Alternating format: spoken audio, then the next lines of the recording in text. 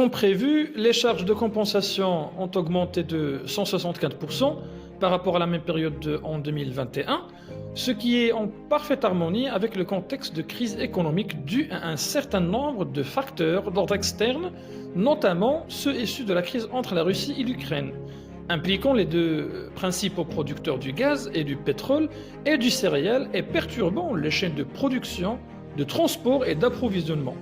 Ainsi, les facteurs d'ordre interne liés essentiellement à la sécheresse aiguë frappant l'agriculture marocaine.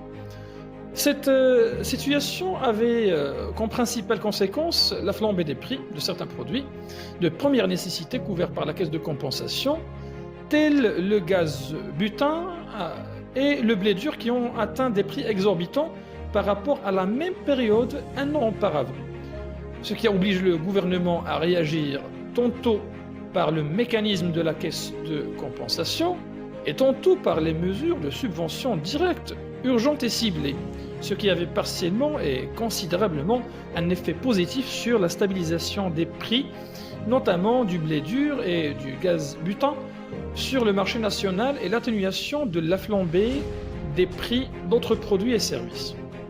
À ce niveau, cette situation nous interpelle sur l'avenir de la caisse de compensation et son rôle dans la protection du pouvoir d'achat, notamment durant les périodes de crise, et nous incite également à élaborer des stratégies perspectives afin d'éviter le recours systématique à la compensation qui pèse lourdement sur la finance de l'État et menace les équilibres budgétaires et économiques et prive l'investissement privé des sommes colossaux qui peuvent être injectées dans des projets de développement.